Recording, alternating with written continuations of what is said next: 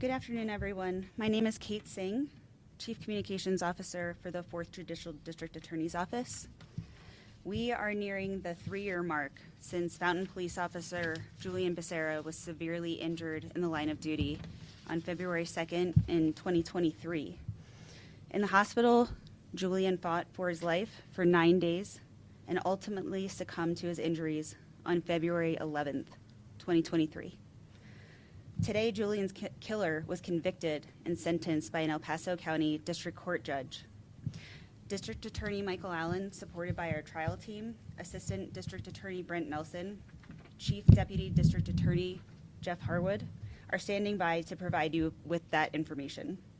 Also here today, Julian's wife, Katie, his parents, Gabriel and Claudia, Fountain Police Department Chief Mark Cristiani, El Paso County Sheriff Joseph Roybal, and City of Fountain Mayor Sharon Thompson, each of whom carries the pain of Julian's loss, each of whom has shown up during this lengthy court process and seen it through every step of the way.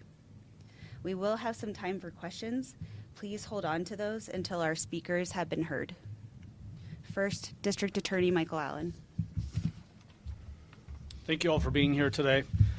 Today is the end of a nearly 3-year march towards justice, when the man who took the life of Fountain Police Officer Julian Becerra was sentenced to 132 years in the custody of the Department of Corrections.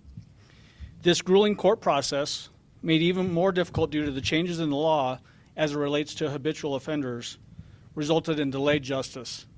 But justice was achieved. For Julian's family and those brothers and sisters in blue, today marks just another step in the healing process. They will travel a tough road forward.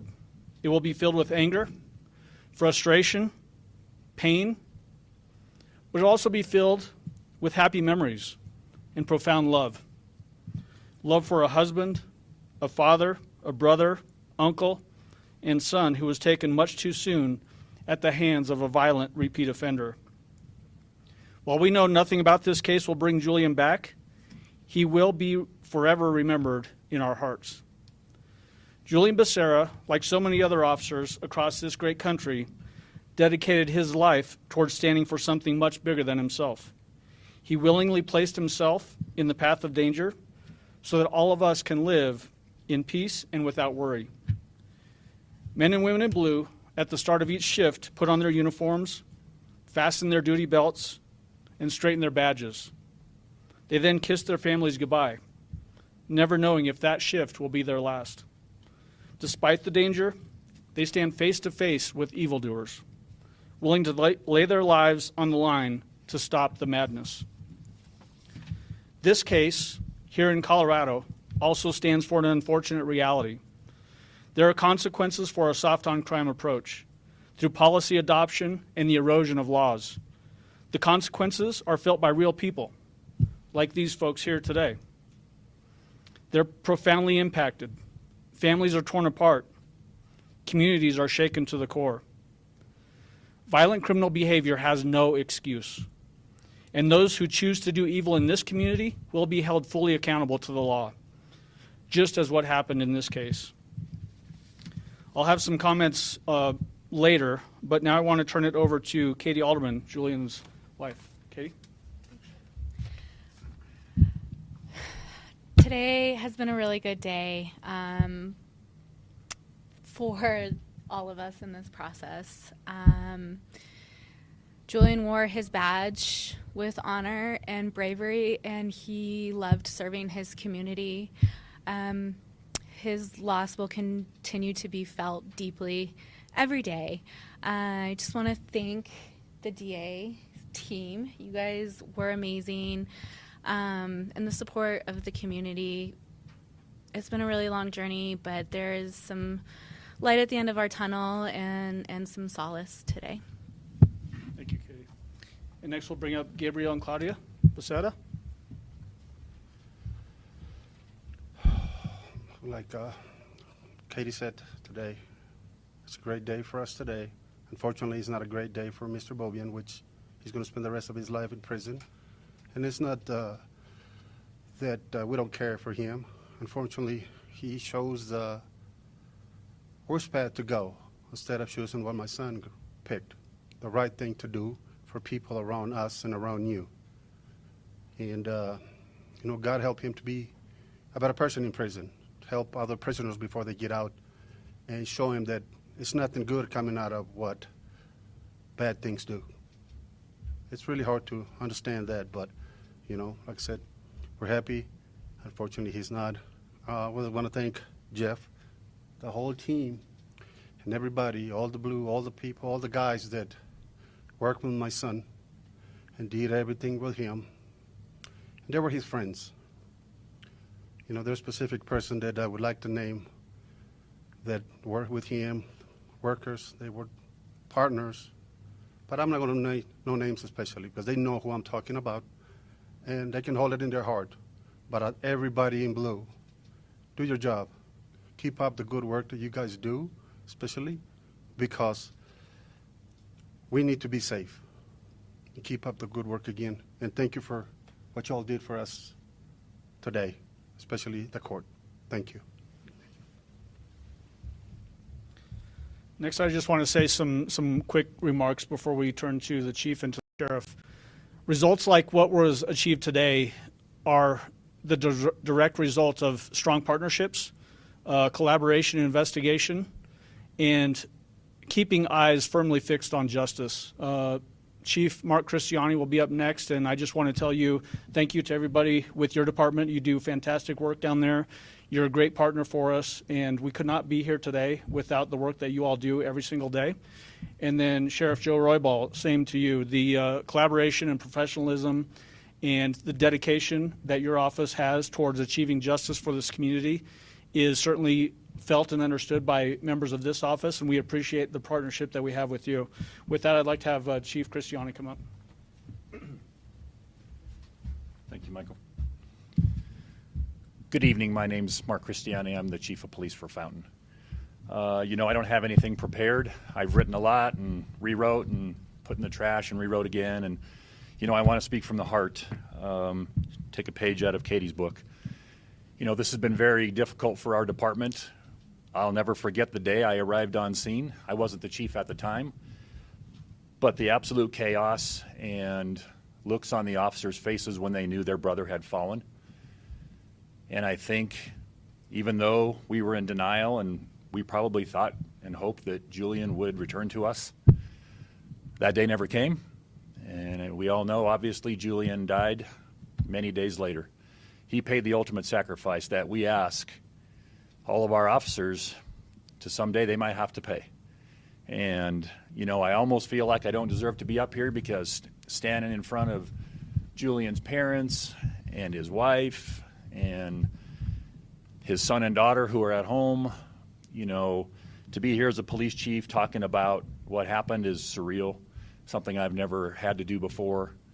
By the grace of God, I hope I never have to do again, but I know that when duty calls, every Fountain police officer across this nation will respond, will do what we are paid to do.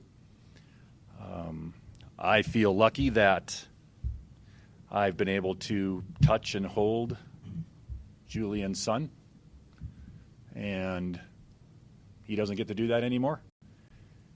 But I can still see Julian in Mateo's eyes.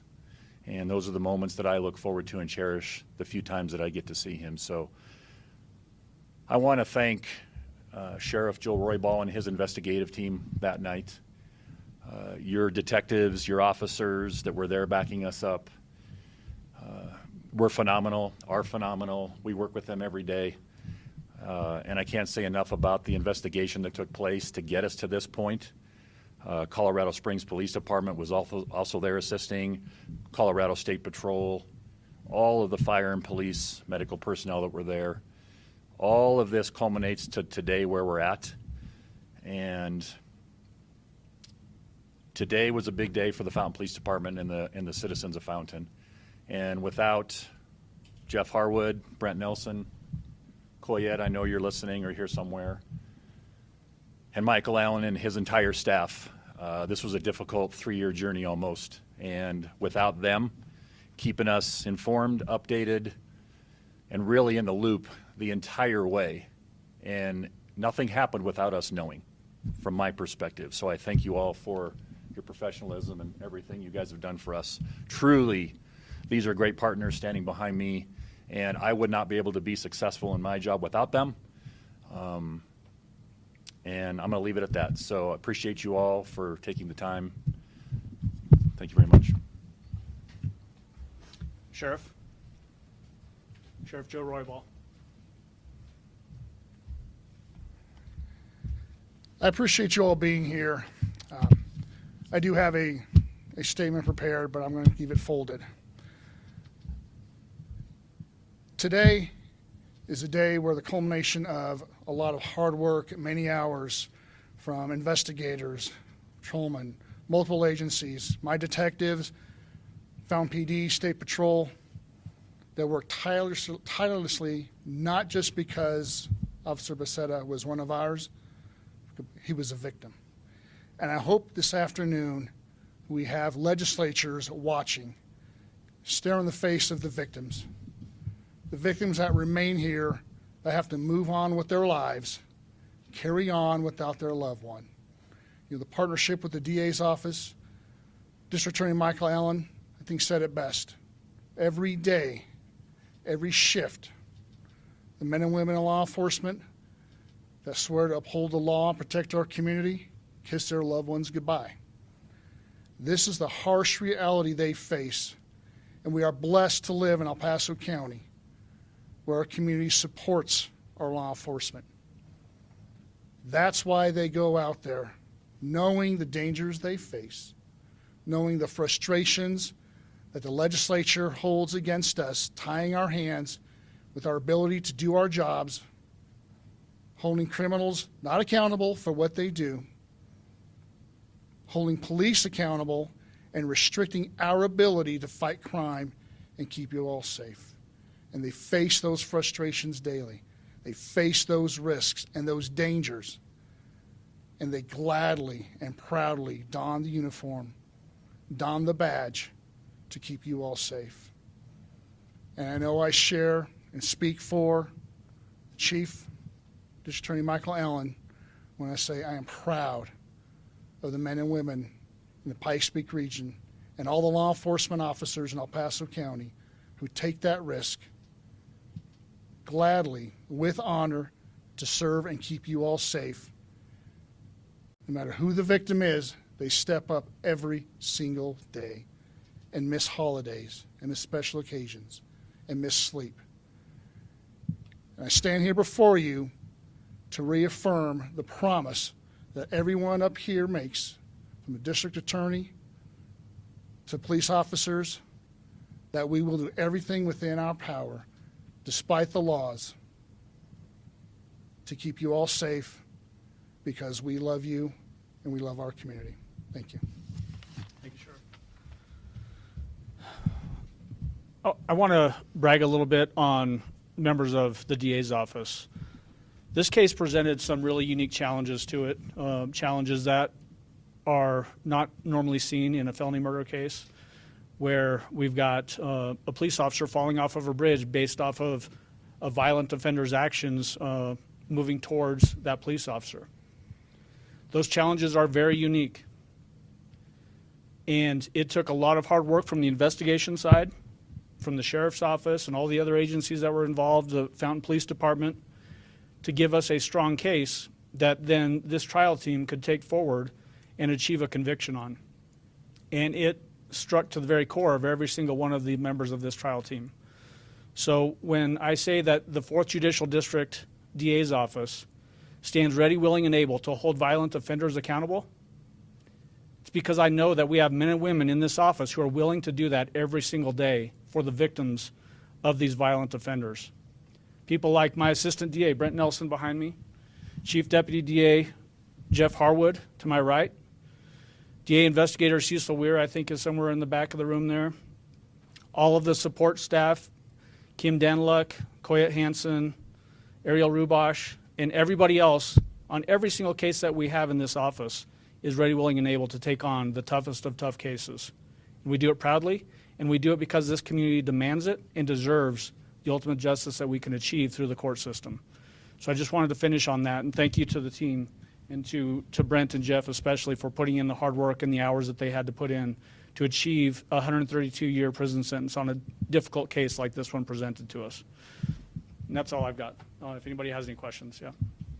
There were two counts in there that ran concurrently compared to consecutively. Can you kind of explain what went on to lead to that? I think you mentioned it. Yeah, so the question is, there were a couple of counts that ran concurrent as opposed to consecutively, and basically the result of that is that if the elements of certain crimes are the same or are part of the same elements of another crime, then the court is required to run them concurrently, and so that's how that happened.